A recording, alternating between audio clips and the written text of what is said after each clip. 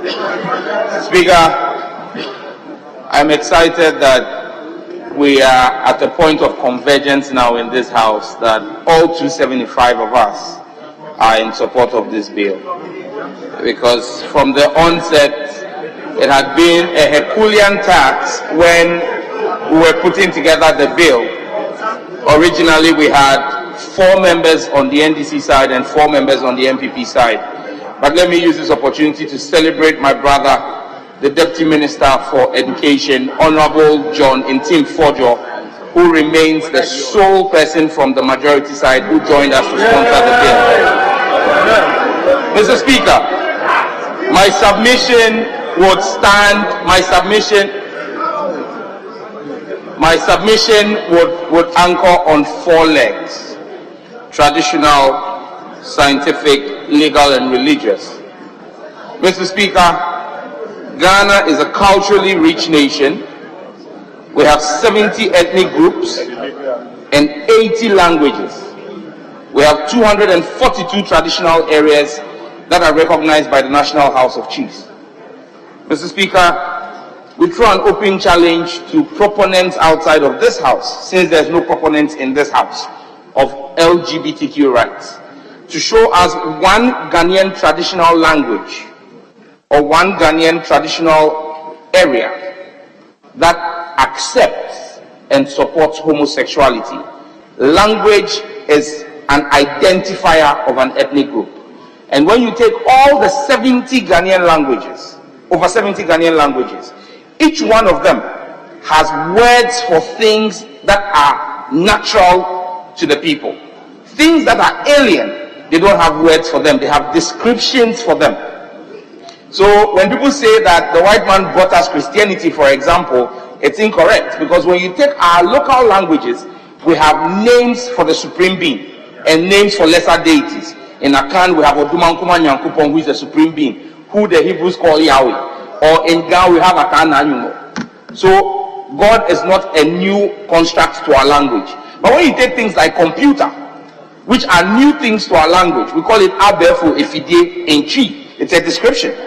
When you take telephone, we call it Ahuma Trufu or something, a description.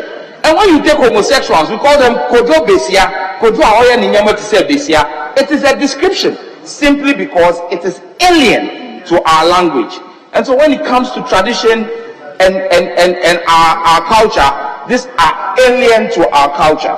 Mr. Speaker, in the West, their culture seems to prohibit polygamy and supports this. People think it's a cultural thing. It's actually not a cultural thing for the West. It's a financial decision. And let's put it to the Western world, that because of their tax system, that is why they frown on polygamy, not because of culture. Because when you are a single man in the West, you pay a higher tax.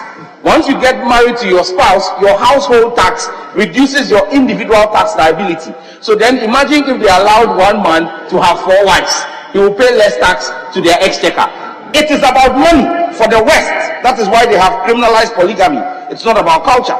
And so they should not follow money and ask us to accept something that is culturally reprehensible. Mr. Speaker, let me go to the legal part. Our constitution has been dealt with, but when you read the report, those who argue against this bill say that Ghana is a signatory to international rights, conventions and treaties. Very true. But Mr. Speaker, what they fail to do is they think that all of us don't read, but some of us do read. And Mr. Speaker, all the conventions that they have quoted in their memos to the committee, we would establish the fallacy of their positions. Mr. Speaker, the African Charter on Human and People's Rights in Article 17 says this: every individual shall have the right to education. 17.2, every individual may freely take part in the cultural life of his community. But 17.3 says, the promotion and protection of morals and traditional values recognized by the community shall be the duty of the state. This is the African Charter on Human and People's Rights. So it says the promotion of morals and traditional values. So what morals are we talking about? What traditional values are we talking about? This is the convention Ghana has signed up to. And so this bill is in line with that convention. In fact, Article 18 of the same African Charter says the family shall be the natural unit and basis of society. It shall be protected by the state, which shall take care of its physical health and morals. The state shall have the duty to assist the family, which is the custodian of morals and traditional values recognized by the community. So, if we say the family, what is the family? Is it a man and a man, or a woman and a woman, or a man and a woman with their children? We have our traditional values. Mr. Speaker, they always make reference to the UN Declaration on Human Rights. The UN Declaration on Human Rights in Article 2, I read, it says, everyone is entitled to all the rights and freedoms set forth in this declaration without distinction of any kind. And these are the distinctions it makes: race, color, sex, language, religion, political or other opinion, national or social origin, property, birth or other status. Mr. Speaker, I want to make it clear in this hallowed chamber that there is a clear distinction between sex and gender. Complete distinction. Sex is a biological construct. Gender is a social construct. Sex is binary, male or female. It is the source code for even computer science, 0 and 1. To be a male, you have the XY chromosome. To be a female, you have the XX chromosome. There is no other combination known to science. However, gender is a social construct. That is why in some countries, as we speak today, they have 48 gender identities. In some, they have 100. So gender is a social construct. In this country, our social construct of gender is male and female, as our constitution demands and recognizes. So, Mr. Speaker, even the UN Declaration on Human Rights does not make gender the basis for discrimination or enjoyment of rights. It says sex, and once it is sex, it is male and female. So if you change your sex as assigned at birth, cosmetically or surgically, you are flouting the Constitution. Mr. Speaker, the International Covenant on Civil and Political Rights, in Article 18.3, again another international convention they quote, it says the freedom to manifest one's religion or beliefs may be subject only to such limitations as are prescribed by law and are necessary to protect, here is the cause, public safety, public order, public health, or morals or the fundamental rights and freedoms of others. Mr. Speaker, when you look at the Ghana AIDS Commission's own data, men having sex with men are a prevalent cause of the increase in HIV/AIDS in our country. So we have a duty to protect public morals and a duty to protect public health, because the consequence of an increasing HIV prevalence is on the taxpayer. Mr. Speaker, even when you go to the CDC, which is the Center for Disease Control in the US, the statistics are clear that persons who are heterosexuals, the effect on their mental health, heterosexuals are 2.3% likely to contemplate suicide. Gays and lesbians are twice that, 4.6%. Bisexuals are almost 3 times that, 7.4%. As for transgenders, 30.8%. Mr. Speaker, the fact is clear. And Honorable Muntaka, in his submission, the Honorable Member for Asawasi, referred to homosexuality as madness. Mr. Speaker, in science, because until 1974, it was only 1974 that the American Psychiatric Association delisted homosexuality as a mental illness. In fact, anybody who studied any of the mental science manuals, which is the DSM, Diagnostic and Statistical Manual, before 1974, homosexuality was listed as a mental illness along with necrophilia, zoophilia, and pedophilia. The decision in 1974 to delist it as a mental illness was not based on science. It was based on an opinion poll of only 6,000 people. So clearly, homosexuality is a form of madness and mental illness. And what they need is psychological care. Mr. Speaker, the Human Genome Project, and that's on science. The Human Genome Project is a $3 billion funded project by the government of the United States of America, which is the biggest investigation into the human genome. This project spanned 20 universities in the United States, the United Kingdom, Japan, and South Korea. And what they tried to do was to map out the human DNA to identify the genome. Mr. Speaker, they were able to identify the genetic marker that makes somebody like me. I only smell the food and I grow big. And there are some other people, they can eat 10 balls of kenke, they won't grow big. Every, like Sosu. of this is genetic. What makes you have a bald head like Okuje to a black one, or have an afro like Sam George? All of these are genetic markers. Mr. Speaker, the Human Genome Project was able to identify the genetic marker that makes men have feelings, emotional attractions to women.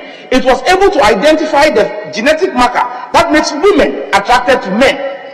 It could not find any genetic marker that makes men attracted to men or women attracted to women. It makes me understand why Honorable Eslawusu did not have affections for Honorable Abina Asare, but rather found Mr. Ekufu attractive. Mr. Speaker,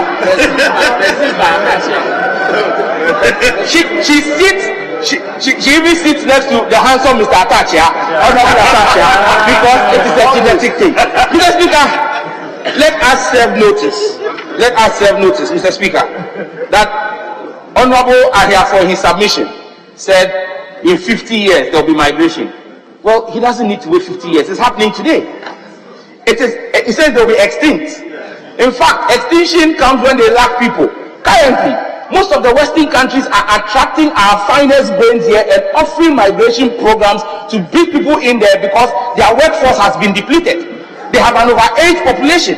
Because, Mr. Speaker, like it is attributed to Robert Mugabe, if you put two men in a room and give them 12 months to produce as an offspring, they cannot produce an offspring. And so, Mr. Speaker, we will continue to stand here. But let me use this opportunity, Mr. Speaker, to celebrate Mr. Speaker, who has been a stalwart and a bastion for this bill. But for Mr. Speaker, this bill would most likely have been killed. Mr. Speaker has stood his ground and ensured that this bill has come this far. And I want to use this opportunity with the support of my colleague members of Parliament, since we all support this bill, to serve notice to the Western powers that we have taken judicial notice of what they have done to the Speaker of Uganda. After Uganda passed the bill,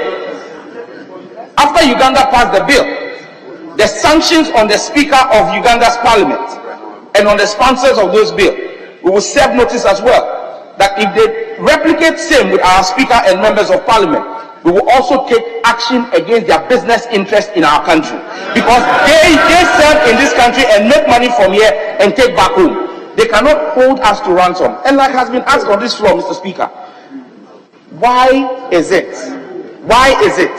that the American Secretary of State has not sanctioned the Secretary of Defense? Because June was declared Pride Month and they had transgender parades.